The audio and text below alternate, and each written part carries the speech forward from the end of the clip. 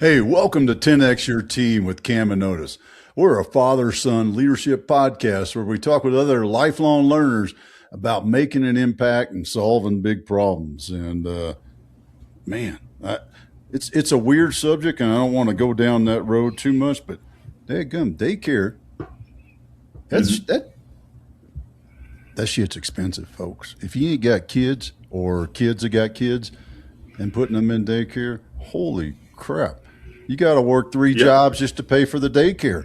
Unless Yep. unless it's a pen out back like the daycare that I had. See, that daycare only works for me about 3 months out of the year here. Otherwise, folks start calling around Child Protective Services and whatnot. That Arizona sun. Well, you know what? You got some of that shade material left over from the garden. That's all. That's all she needs. You put her in the garden and give her a hose and a couple. Oh, that's nice. I was going to say cactus pad to suck on. There's moisture in there. There's some truth in that too. You want to bring up an Arizona toughie, put her in a cactus patch and say, "There you go, little girl. Figure it out. You'll learn that lesson pretty quick." That therapy later in life probably a lot cheaper than the daycare right now. Yeah. Yeah, no shit. Well, and speaking of cactus, our good friend and guest, woo, man, that was a weird.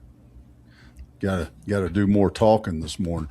Our good friend and guest, Victor, joined us. Victor, man, how you doing today? Man, I'm extremely good, and I'm gonna go there with Cam. All you got to do is put a kiddie pool and a hose. They'll be happy. There's a lot of truth to that. I mean, oh yeah, a $4 kiddie pool from the Walmart. Mm-hmm. Hey, that might save that expensive bill later on. You got to go pay a psychologist. You know what I mean? There you go. Yeah, well, there's a big difference between growing up being coddled and growing up figuring out.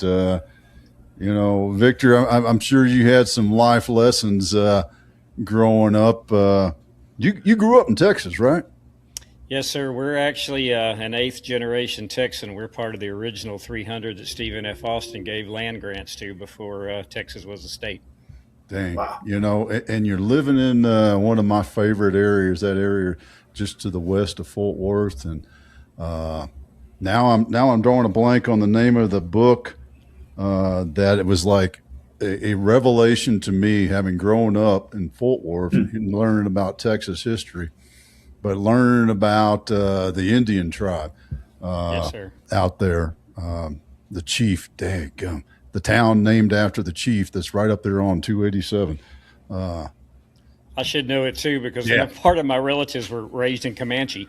Yeah. I should know it. Right there with you, man.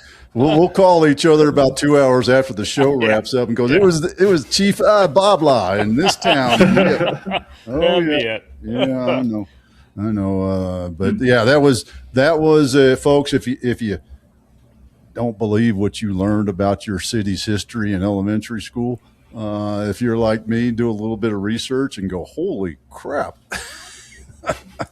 Some history there. Yeah, big time. But Victor, the other thing that you and I got in common is hunting. Now I haven't had quite the adventures around the world that you have. But what got you into hunting? What was the draw that I don't just want to hike. I want to hike and carry a rifle. And if I get the opportunity, I want to take the rifle off my shoulder and shoot something. What got you into that? I was pretty much raised without a father. So my father image really was my uncle. He's the one that first took me when I was 13. And, then my coaches. Those were really kind of mentors in my life. So my uncle's the one that kind of, really got me into it. And, then as you're raising a family, as we all well know, you're working on a vehicle to get to work. You're trying to pay for diapers and formula. And so it kind of went by the wayside. But, as my boys started getting older, we started having a traditional teal hunt every year, a traditional dove hunt every year.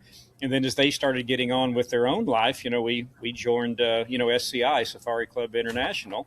And that led to the 14 times we've been to Africa and the 5 continents and just became a way of seeing the world, and then that transformed, as you well know, into conservation. I just green darted my rhino in Africa here about a month ago, helping conservation, because what people don't seem to get, they talk about the rhinos, but they never talk about the people that spend the money to put the fence up, to put the feed, to do the veterinary bills, and all the money that these people spend. So to me, it evolved all the way into a conservation effort, just like on the ranch right now. Yeah, there's so much truth to that, and in the bigger picture of some people's naivety, ignorance. Naive is too nice. Ignorance of Yeah. of hunters, because we're the most conservation focused people out there, because we're not just going out there and lobbing lead down range. We're being precise. We're working. We appreciate the land. We appreciate the animals. So, yeah, that's what happened there. I mean, in that sort of shift to,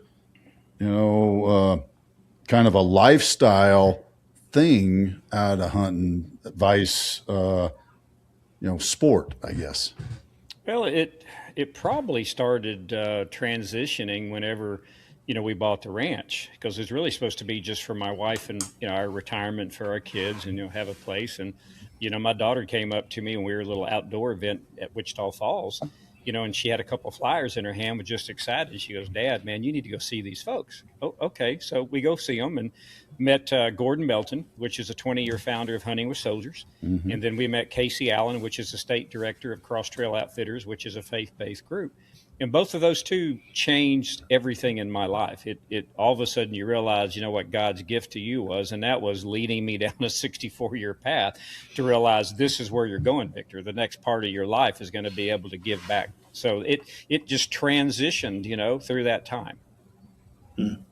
Could you talk some about, you mentioned like that 64-year path of finding the right direction on it, and, how you actually take action with things. I always think, the example that always comes to mind is like, you have an idea, or you see a problem, so then you go, someone needs to solve this thing. Well, there's 100 business ideas to solve it. There's 5 nonprofit ideas. There's a bunch of other stuff you could do. How did you find your specific direction with that?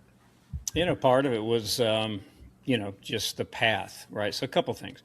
If you go back through, the book, The Man I'd Become, it talks about the perseverance. This is not about, my success story. This is about the perseverance of faith that led me through it, and to get from one side to the other, right? To find the dark into the light. So to me, part of that answer, it has to always be is, my mom always told me, God's going to provide. He'll never put anything on you that you can't handle, but you have to get off the couch. So part of that is your perseverance to get off the couch, to go through it, know it's going to be some dark times, but understand there is light at the end of the tunnel, and you have to have that perseverance. So to me, he led me on that path. When I found Gordon and I found Casey, it's like the light bulb just switched. It was an instant understanding that this is exactly what I'm supposed to do. And so now I'm just persevering down that path and trying to push it as hard as I can. So what was the ranch before that, before you made that change? What were you doing with the land? Were you just ranching cattle? It was, we bought it in 2020. Mm-hmm. So I started building what I thought was going to be our retirement home in 2021, because we bought it like a day before Thanksgiving, bought a travel trailer, and that's where we stayed. We're in a travel trailer going, "Oh, look at this," So it just transitioned. I might know a thing or two about that with our ranch. Yeah, well, it's like, what am I going to do? Hey, I was happy. I'm looking at stars. I didn't have 100 cars going by. I get 5 a day, right? So the transition just happened at that point in time, and then when I met Gordon, and then it was early on in the transition of the ranch. So as we were building this 3-bedroom home, it all of a sudden became where we're now a 4,000 square foot lodge. So it changed during the time that I was actually building what I thought was going to be our retirement home. There's an aspect of that that I'd love to drill into a little bit, Victor, which is I love the faith piece and the perseverance piece, but there's a piece of like the planning that I think is where people can kind of fall a bit short sometimes, which is this, like, look, I see this, I see my purpose, I'm moving towards it, I'm taking action. That's all really good there. But then there's also the putting the plan together out ahead to yourself as you're moving. Dad, we joke about all the time, like coaching rugby. I only got to be 1 week ahead, right? I don't have to have the whole plan set up as long as I'm 1 week ahead. Could you talk us through some of that, like 1 week ahead planning and what you did to make that a reality versus just a pipe dream? Yeah, and that's pretty simple because 50 years in construction, we all understand I work off of a schedule. So there has to be a plan. That plan's 1 week, it's 4 weeks, it's 2 months, it's the year, it's when do I finish the job, right? So to me, executing a plan became pretty natural for me because I had to have a plan, right? There's things that I have to have 1 week from now. What if I have to have switchgear? Well, maybe that's an 18-month lead time. So I have to understand the progress of the job. What becomes important? What do I need to secure today and what my plan is? So to me, everything has to start with a plan. Look at a business. You need a business plan to start with, right? So to me, planning is essential. I'll give you a quick one. Right? I'll challenge y'all here, right? Y'all don't have a map and I do. We're going to go to California. I will promise you I'll get there quicker than you do, and I'll use less gas because I have a plan. My plan was the map. And if I hit a roadblock, I have an opportunity because I have a map to be able to go around the roadblock. Yeah, you got to take action in the first place. Exactly. Yes, sir. Hey guys, every week I'm taking excerpts from inside of Steel Men Tribe, taking some of those lessons we've learned, some discussion points that we've talked about, boiling those down, doing a chalkboard session right over there, and taking you guys through those each week on our YouTube program, our YouTube page, completely free. So make sure you're checking those out on our YouTube page. If you haven't already subscribed, go subscribe at 10X Your Team with Cam and Otis. I'll be diving through all sorts of different topics. I've been covering guardrails, how to build guardrails in your company. This next week, I'm going to be talking about how to create change. Last week, I talked about why change is so hard, why we tend to get stuck, and how rock bottom is arbitrary. And yeah, like I said, next week we'll be talking about how to actually go make those changes and make a big impact in your life. So I go through this. I'm now done about 20 of them. I'll be doing them every single week, all year long. So make sure you subscribe. 10X Your Team with Cam and Otis on YouTube. Check it out. And of course, you can check out clips everywhere on social media, especially though, check out Steel Men Tribe on Instagram. If you haven't followed there, check it out. And yeah, I'll be putting out those videos every single week. We'll see you there. Back to the show. Yeah, man, I had it and I lost it. So I'm going to go back. I saw you had it. I stopped myself. I know. Then I lost it. That's why I write some of them down, because then occasionally when I lose the one I'm about to say, I can go back. How'd you sell your wife on this idea? How'd you go? Well, there's a two-step sale. There's first live in the travel trailer, right? And then there's two, oh, by the way, honey, our house is now a lodge that we're going to put people we don't necessarily know in. How'd you sell that process? Well, there was a third step. Yeah. So it started out that, me being in construction, I'm a builder. I love to build. It's like the lodge. But my sons and I built everything in the lodge other than the HVAC system. So we did it all. So I'm constantly building in the backyard, right? I remember my wife came out one day and she goes, what are you going to build? Well, I'm going to do this. She goes, no, you're not. We're out of grass. Stop building, right? So that was kind of the lead into the ranch. So now we're going to go backwards again. So as we said, okay, baby, let's go retire at the ranch. And she's going, well, you built this home for me. This is, my oasis, blah, blah, blah. So I had to convince her of that, number one. Then, as we were doing the travel thing, the house that we had originally purchased for my daughter and my son-in-law that didn't quite make it, so it kind of rolled back to us. Well, it was a 1900s house. It had to be rehabbed. So then I moved her in between that time to the house that I was rehabbing for 6 months. And then from there, she's hating me for those 6 months and saying, baby, we're moving to the ranch. So here was the key. I got her horse back because she's a National Pleasure rider when she was a kid. Solved the problem immediately. There's your life lesson, right? Your marriage counseling for the month there, Camden, right there. Understand your audience. You got to meet them where they are, give them the thing that they want. Oh, yeah. I'll give you one more, too, that's a success on being a construction person for 50 years. I bought a little CAD program that I could design everything on so I could walk her through the house. So she didn't come in and go, well, I want to move this wall. Baby, it's a bearing wall. I can't do it. So we solved 90% of those problems that divorces come from because I had her walk through the house. Oh, that's great. I'd love to zoom in a bit, Victor, on talking about your construction background and the skills with planning and execution on that side. I would love if you could take me a little bit into the gray area. You kind of hinted at it a little bit with the roadmap example, right? It's better to have the plan and then make those adjustments. But sometimes you're in that adjustment period for a chunk of time where it doesn't feel like that plan's working. And you got the idea of what's going on. You're making the right adjustments, but you're not really on the plan plan anymore. You're working your way back around to that plan, but you're not really there anymore. How did you manage in that gray area as somebody who likes the plan and likes the execution side of it? Well, you know, the a couple of things, you know, I always say about construction, how do you not get fired in construction? I've never said you're not going to make a mistake, just don't make it twice. So part of that when I'm teaching everybody, you know, that I've been mentoring for all these years is you have to make a decision.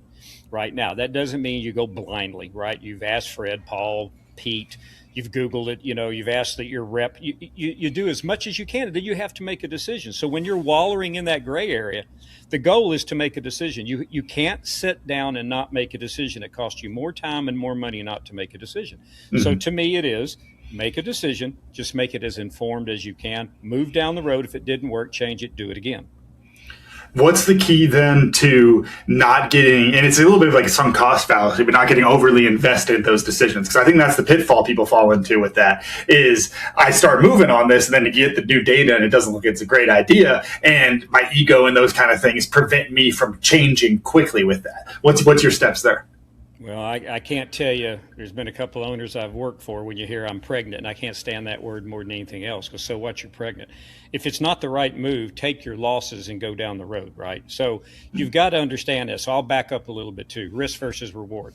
I never make a decision in my life in construction that doesn't understand risk. Risk costs you more than any money you'll ever have in the bank. There's no insurance policy going to cover if you made a bad decision on a legal contract. So risk versus reward first. Then if you're in the middle of a bad decision, you've got to change it. You can't just keep going down that path. You know, I think, I don't know, what do you think it is? Because I threw out ego. I'm curious what y'all think that is that keeps people on that ego. I think there's a little bit of just like the inertia of, you know, it's difficult to change things. What are the other things that come to mind, Victor? Well, one is ego is a big thing, right? I'll be the first one to tell you, I don't like to be wrong. I try to research everything I do and try to make the best decision that I can. Number two, as a leader, if you keep changing things to your people over and over again, they're going to stop believing you. So you got to be extremely careful when you make that decision. So part of it could be ego. Part of it is, man, if I change the decision right now, I've already changed it 3 times. Maybe it cost me $1,000, but they at least don't look at me as a really crappy leader. So there's a lot of things that go into those decisions.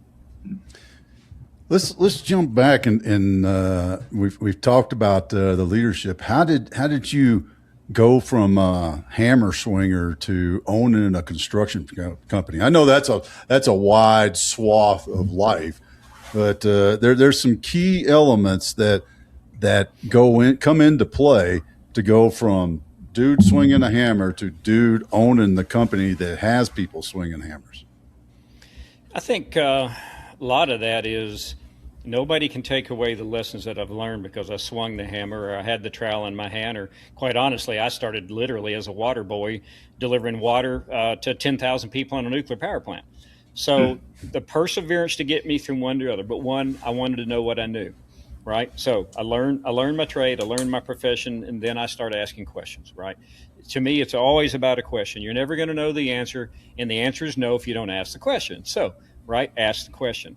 So I was mentored by some really good people. You know, one of the companies that I first started with, you know, they're a $2 billion concrete operation right now. So I had some really good mentors that taught me through time. Then the other part of that is you really need to understand as a business owner, it's about cash flow. People get into business so many times, don't have money in the bank, and then realize that, you know, I got to pay this bill now. Well, yeah, there's cash that has to be involved. So I researched the cash thing. I totally understood the cash flow portion of it. I went through the contracts. I've done more contracts in my life than most people ever have. So I understand about liabilities when it comes to your contract. So my goal was to try to step through every single one of the things that I needed to do before I ever stopped into being an owner. Because here's the reality of being an owner. Construction has such a small fee for the risk that you go into. So you better have as many things covered as you can to be successful, because it is a very high risk, low fee, you know, kind of a construction thing that you can get into. It reminds me of a fun little hypothetical whiskey and cigar type question. I've been using for a while, which is around the sports world. And I usually talk rugby, of course, for me. But it's like, if you're going to have this kid and make them the perfect athlete, what would you make them do? What are the sports you'd have them do? It's like, that make sure that they wrestle and they need to run track and they need to play rugby and football. You have all these different things, right, to teach these different aspects of the hand-eye coordination, the physicality, running, all that kind of stuff. I want to take that example and, Victor, take that into the ownership world as an entrepreneur, because I think it's an interesting thing you're talking about there. And Dad, you have a similar thing you talk about with your military career of it's like intentionally learning these things in order to go be good at this job here. But there's a shortcoming with that in the business world, which is, Victor, if you trained everyone in your organization like that, they'd all leave you to go somewhere else because there's only one you. Not everyone can go up to that point, right? Not everyone necessarily needs all of those different skill sets. How do you square those two? Because there's a value to developing these people. There's also a reality of the organizational ladder, and not everyone needs every skill set. You can't make somebody swing a hammer for 10 years and then go ship them off to get their MBA and then bring them back. And like those things don't work in reality. How do you square those training protocols? Well, one, God gave you 2 ears and 1 mouth, so you better listen to what they're saying to understand their capacity and their capabilities. You can't force feed people that don't do it, right? So I have a favorite saying: I'm gonna dunk you. What does that mean? I'm gonna put you underwater. How long can you hold your breath? The holding your breath resonates with how much can you absorb. If I can teach this guy in 6 months that I teach him in 10 years, you kind of already understand the path of who you can train and who you can teach there. Then the next thing, and this is kind of my hiring practice, right? I've hired tons of kids coming out of college. I've never, and people are going to hate this, I have never hired a 4.0, and I don't want them. I don't need you to tell me what you think you know because you don't know it. I will teach you 95% of what you don't know, because they don't teach construction in college. They teach construction management. So how do you mix concrete? Well, I'm going to have to show you. Victor, I was ag biz management, and I had a professor my senior year specifically said, I'm not teaching you how to run a farm. I'm teaching you so that you can get taught how to run a farm. and that was a great professor, because he at least understand the real world value of what's out there, right? So what am I looking for? I'm looking for the farm boy that understands the work ethic. I'm looking for the man that's coming out of his military service, because he already has structure. He already understands, right, what protocol means, right? I'm looking for the guy that put himself through school, because he's having to work and understand. So to me, I put my effort into the people, number one, I felt like I could get something back out of. Now, I'll say one thing to kind of what you said. I have never had anybody leave me to the point in time that they have been dissatisfied with what they had. They may be left for another opportunity, which I praise them for that, because hopefully I gave them that opportunity. So the thing I used to hear when I was younger is, well, I'm afraid to teach him something. He's going to take my job. You know what? Nobody's ever taken my job. Never. So, but I've taught them everything. Why? Because I want my job to be easier. If I teach you everything and I know, you and I can have conversations all day long, drink Mai Tai, drink some coffee, and I don't care. I don't have to go to work. So some of the things that the old tradition of what we do, of I'm just so afraid to teach somebody because they're going to leave. Don't be afraid, because 1 teaches 2, 2 teaches 4, 4 teaches 8. It makes your life a whole lot easier. How do you, in that mix of hiring quality people, and actually it's funny that this goes back to a conversation we had with another guest, is we were talking about evaluations and the inflation of evaluations. But in the same sense, if everybody deserves a 5, how do you pick a leader out of top-notch men or people that you've hired on the team? Well, in construction is probably a different workforce, because we have to be doers, right? We just swung a hammer, you didn't, we're doers. We have to do something every single day. Why? Because at the end of the day, we need to see what we've accomplished, which is why I've stayed in construction, because I get to see what I accomplished every single day. So we evaluate it probably from a different perspective. I would tell you that ability, right? So 1, I'm going to judge ability. 2, I'm gonna understand not necessarily their smarts, but the ability to grab what you say. The third part is going to be is, do you think this guy's really got upper management potential? Because what y'all both stated, not every foreman is going to be an assistant superintendent. Not every assistant is going to be a superintendent. You have to understand, and it's okay, right? Because if all of us were chiefs and we had no Indians, we're going to be in trouble, because nobody's here basically to make my bed when I go to the hotel room, right?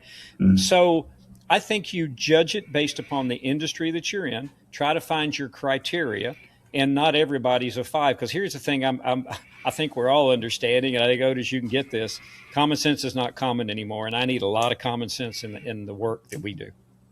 You know, I want to go on the common sense thing there because I'm chasing a rabbit a little bit on this, but I think this is a good group of guys to chase this rabbit with, which is I heard this the other day talking with a buddy talking about common sense and those things.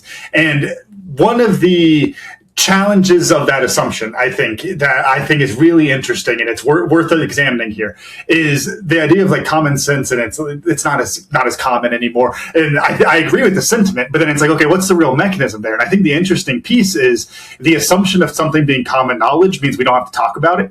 And I think that there's a point as leaders where for these basic pieces, we have to go back to. We talk about all the time coaching rugby, right?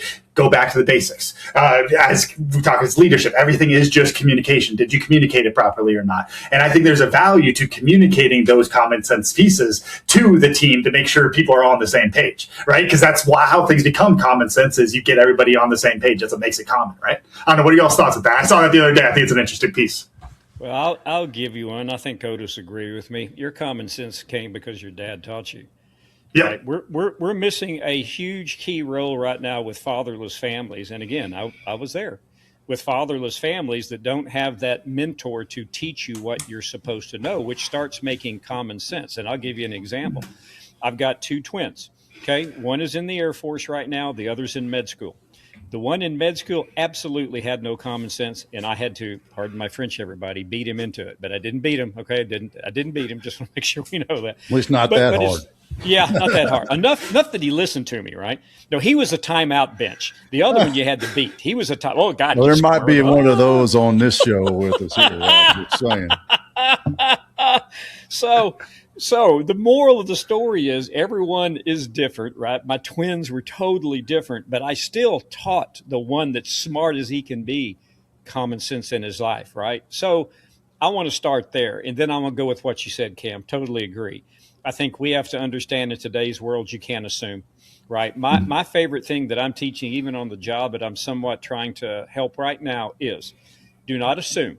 Your job, because here's what I hate. I can't stand when people tell me I emailed them, I text them, I talked to them.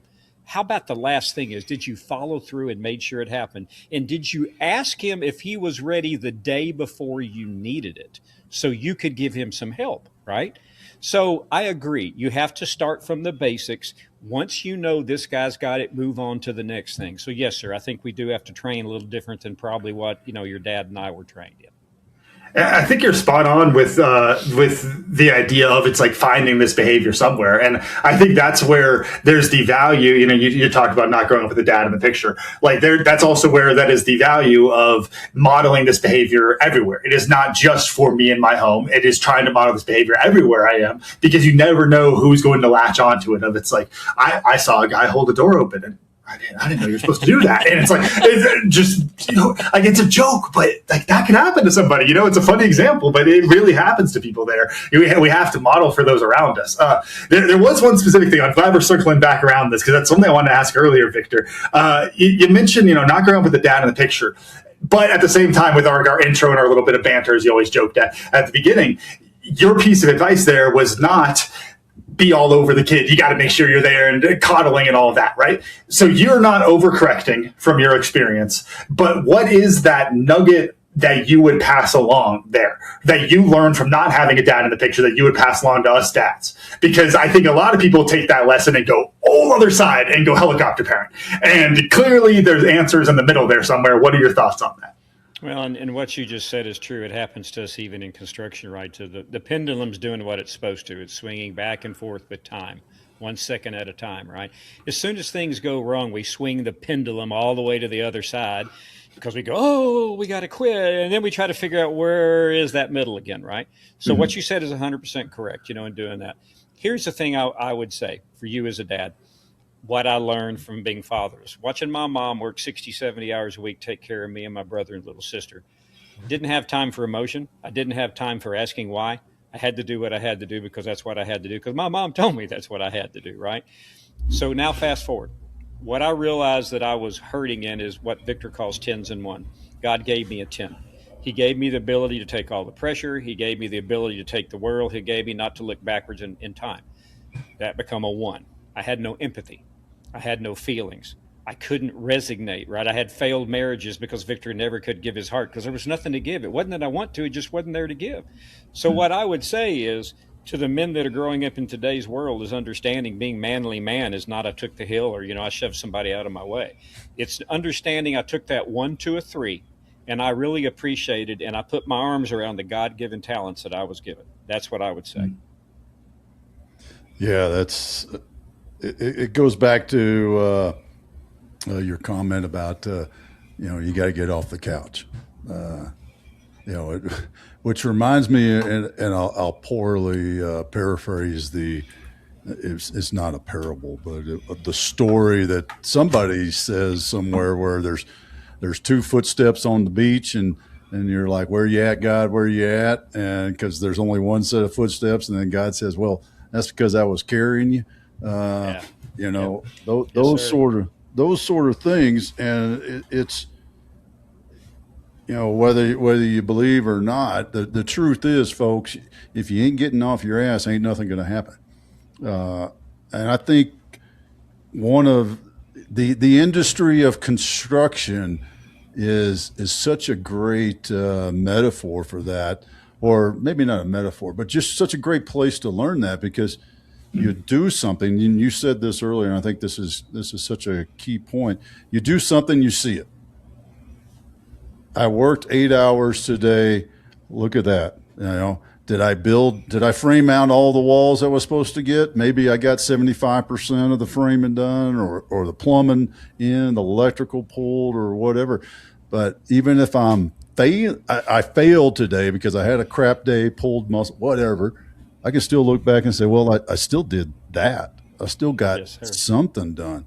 There's a lot to that. How is that sort of satisfaction of looking and saying, hey, I did that, helped you continue to grow in your business and life? Yeah, I think it's in everything. I like to see an accomplishment every single day. I get mad when I don't feel like it got accomplished. I wasted my time, right? No different in the ranch, the evolving of the ranch. You started out, with this, and then we added this to the lodge, and then we're going to add the bathrooms, and we're going to add more animals. It's a progression. Now it's a progression that hopefully that I've kind of what we talked about earlier that Cam had said, that I've kind of planned, modified, but at least had a plan. So I love seeing progression. Standing still to me means you're not learning, right? And I still got hopefully some time left on this earth, and I still got some learning to do. Yeah, there's a great, and I think it's a Seneca that says, leisure without study is death. Yes, sir. It's when I first read that, I was like, I'm on vacation. Why the hell am I?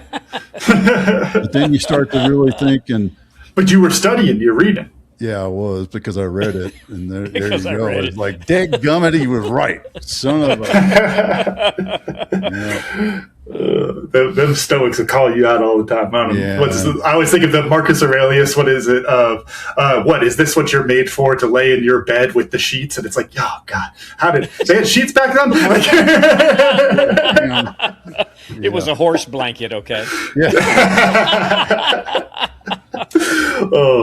Hey, there's one thing with that, talking about the building of things, Victor, which I think a lot of entrepreneurs can relate to this, which is there's something that, whether it was just the skill set, but there's something you enjoyed about the construction. Dad, as you were talking about there, I always think that for me, I think about it as like a super fast feedback loop compared to everything else I do in my life. If I'm going and working in the shed, I'm doing something, I swing the hammer, I know what happened right away. I don't get a fast feedback loop. Dad, when do we know if this podcast was successful? Let me know. All right. We don't have a feedback loop on these kind of things.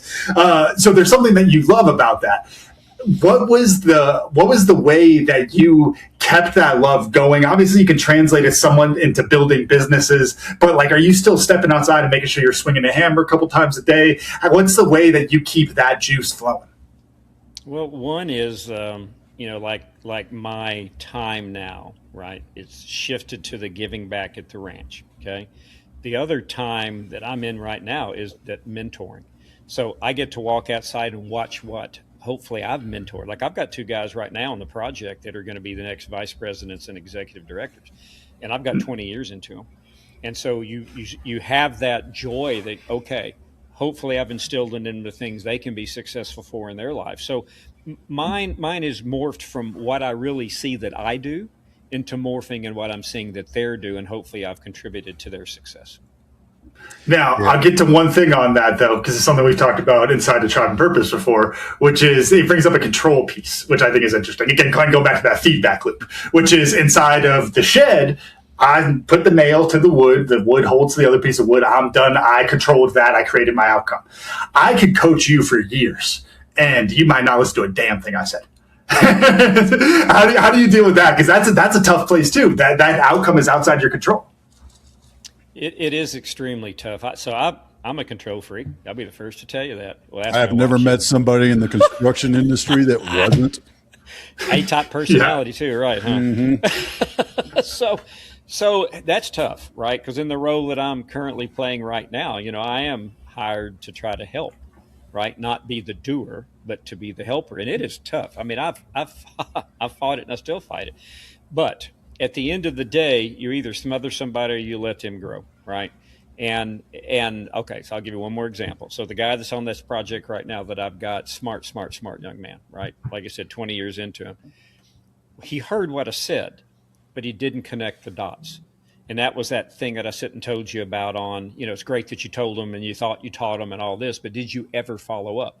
That was a lesson he had to learn on this job site, is he now has to follow through to verify that it got done. He had the trust but verify thing. He never got that down. Okay, he's got it down now. He's running this project and off we go. So it's tough. I mean, I'm still a control freak in my, I try to get my hands around it every day, sir. Well, the beauty of it is what you're doing is the other thing, we talk about this too in Tribe and Purpose is creating that legacy. Yes, sir. And the legacy is not the building that you built, it's the impact that you made in other people's lives. Do you have a memory of when that shifted for you and you started to think about that mentoring of others in that way? When I retired. So funny story on there real quick is my wife's a 38-year educator, and she was at a big school district. She had like 4,000 kids, in her high school. And they finally started appreciating the teachers and giving her a raise. She was putting like 250, 300, into her retirement a month every year she stayed. So I'm sitting there telling her, babe, you really need to hang in, right? So I've had a bad day. I'm going to get a haircut, I'm sitting in the chair and said, what do you do? And about 10 seconds went by and I said, I'm retired. So when I called my wife, I probably got the biggest, what cussing you've ever had from telling her I'm retired when I wouldn't let her retire. So you fast forward to that was the start of it, to answer your question, Otis. When I got hired back, when somebody researched me to bring me back on to what they were doing, that's when the legacy started. It's the same time the ranch legacy started, right? I tell my kids all the time, if you don't understand the legacy we are leaving behind with this ranch is you giving back, then I'm going to sell the ranch. It's really simple. So both those two started about the same time, Otis. Hey guys, just want to talk to you real quick about CEO Jumpstart. This is one of our leadership programs here at Tribe and Purpose, designed to help solopreneurs to build their leadership skills out, build that strong foundation of leadership skills so that they can continue to grow their business and scale their business and truthfully not have to fire themselves. That's the horror story that you hear folks talk about of, I grew the business, I had this great idea, was really good at the technical side of it, and then it grew to this point, I went, oh crap, I don't know how to lead. These people don't want to follow me. People are quitting. How do I hire people? All this kind of stuff. We talk about all of the things you need to build out your leadership skill set and build your culture for your team so you can build a team of leaders and you don't have to fire yourself. Instead, you can continue to lead and scale that business and make the big impact and live in pursuit of your purpose. So that's the CEO Jumpstart program. Go to 10xyourteam.net to learn more. Again, that's CEO Jumpstart. Now back to the show. I'd love to hear your thoughts, Victor, on just the concept. You talk about retiring there, and then all the stuff you're doing now in retirement, or quote unquote retirement. We throw the term around all the time with Drive and Purpose of Texas retired. Which, Dad, when we talk about having the ranch and all those kind of things, it ain't this much work when I talk about Texas retired. All right, I ain't working that hard, but I think it's an interesting perspective, Victor. Of what do you think about that? Of starting those late chapter journeys, of continuing to work, of trying to find that balance of more leisure without decline. What are your thoughts there? Well, one, my mom passed away when she was 89 and she was still going outside picking up rocks. Why, I don't know, but it was picking up rocks. In other words, that was her, there was something for her to do. So I watched, back to listening and learning, right? I watched an episode, I don't know, maybe it's 10 years ago, about some actors. And they were all in their 80s and 90s. And they said there was a common theme. The common theme was, how are you live so long? You have to have a purpose and you have to have something to love. So I love working. It's all I've done all of my life. It's all I know what to do. I watched my mom do it all of her life, right? I watched my grandfather being a builder. I watched him do it all of his life. So number one, I like to work. I hope that keeps me around a little bit longer, right? And number two, it's a purpose. I need a purpose in my life. So part of the ranch too, that I told my wife when she said, stop building in my backyard because there's no grass, I lost a purpose, right? So you get a ranch, as we all well know, you get a farm or a ranch, there is always something to do. You will never be bored. So be careful what I ask for, because here I am. Yeah, there's so many lessons in there. And one of the things I'd love to talk about, back to the hunting, is there a hunt? Can you tell us a hunting story that correlates to a life lesson? Yeah, I think Mozambique is probably a good lesson, because I read a lot of Roosevelt's books, on his hunting and Africa and all that, right? So I've told myself I would never shoot my dangerous game behind a high fence. Texas has high fences, so does Africa, so does Namibia. There might be 100,000 acres, but it's still under a high fence. So if you're going to Namibia, what's the first thing you start? Apartment. If you're going to Mozambique, what's the first thing you do every morning? If you're hunting Cape buffalo, you got to go to a watering hole, then you got to chase them. You got to follow them. So 58 miles later, in 5 days, bumping them, trying to get around them. So there's your perseverance portion of it. You didn't give up. Yeah, it's hot. Yeah, did I like it? No, but it was perseverance. Then you're talking about, again, living your dream. Well, I had a dream about how I was going to shoot my dangerous game. So what do? You're in a dinghy, basically in the water, with all the crocs and the hippos, getting your croc and getting your hippo. So you have to have that determination and not be afraid to be able to still go for your goal. So I think hunting, to me, has taught me also that it's not about that 1 second shot. And here's Victor's other favorite saying: you will never get that shot unless that animal makes that mistake. We're not that good. The animal has to make the mistake, and we need to be in the position to be able to take advantage of that animal making that mistake. So you have to be persevere. You have to have patience. You have to have dedication. You have to have drive. To me, all of that was taught to me during that hunting process, and Mozambique was the climax to me of being there. That's awesome. And the animal has to make a mistake is such a great thing, because the old bull elk, that big trophy herd elk, the reason he's there is because he hadn't made mistakes. That's it. I remember my hunter safety class. You got to be a not mistaker better than his mistakers. So that is correct. Yes, sir. Oh yeah. I remember my hunter safety class asking you some question along those lines, and it's like, wait, where are all the big ones? All this, it's like, because you ain't going to see them. That's how they got big. Nope, that's it. That is it. Yeah. Well, you know what? There's our other correlation to business. That business that misreads the risk just made that mistake, and they're going to get shot. They're going to get hunted down, and they ain't going to be around. But that one that sees the risk and accounts for the risk, that's the one that's going to continue to grow and do so well. And just like the business, we will see that elk walk out of the forest and we'll go, oh my gosh, that's so beautiful. And we'll assume he just showed up like that this morning. We won't think about all the years and all the hard work, right? Yep. Yes, sir. Yeah, just reminds me of my Dave Ramsey. My favorite Dave Ramsey quote is, "I'm a 35-year overnight success." There's your elk version. Workshop that for your next book because there's something there, honestly, with that little elk version. Yeah. You know, the funny thing you said that because I remember my second son, because the first one you're battling trying to figure out how to play dad, right?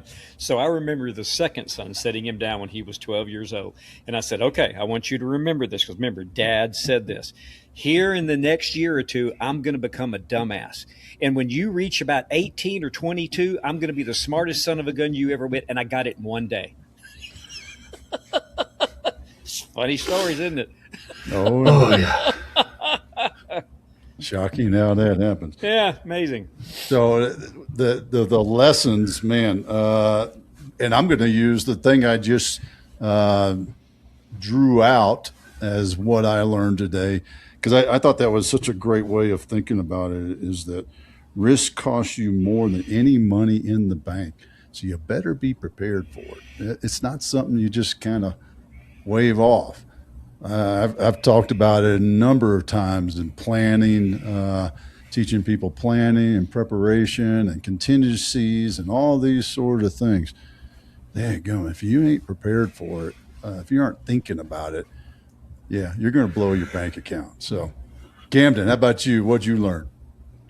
I think for me, it was the lesson from Victor of just the strength in working on your weaknesses and the value and then the pride that you should take in fixing those things. I think we have so much value in the skills and this really big showy stuff. And it's like, no, don't be shitty in all these other areas. There's a lot of value to not being terrible instead of also being really good at this thing here. Victor, how about you, man? What'd you learn? Well, one, I appreciate the conversation we had. I think y'all are honest and very genuine folks, which we need more of that in today's world. So, one, I appreciate that. Two, just the perspective and the questions that you ask. There's a knowledge base in what you're asking. And I could pick that up on it really good, Cam, on the questions you're asking because there's a knowledge base behind it. So, number one, I appreciate everything y'all have done to give me a platform, and hopefully we can help other people in doing such. Victor, how do folks find you, learn more about the ranch and what you're doing down there to help other folks? Yes, sir. Appreciate that opportunity. So it's Bretting, which is Bretting, TexanRanch.com. If you go there, you'll find out where you can get our book. We're also streaming right now on My Outdoor TV with Trekking Outdoors and the B-Tex Ranch. And then our book, The Man That I Would Become, you can catch everything there. And when y'all come to the ranch, the revenue you help us is allowing us to give back the 64 donated hunts that we have here in the past. That's awesome. Victor, it's been a pleasure having you on the show, and look forward to seeing you down at the ranch sometime. I would love to have you down here, sir. Camden, run us out.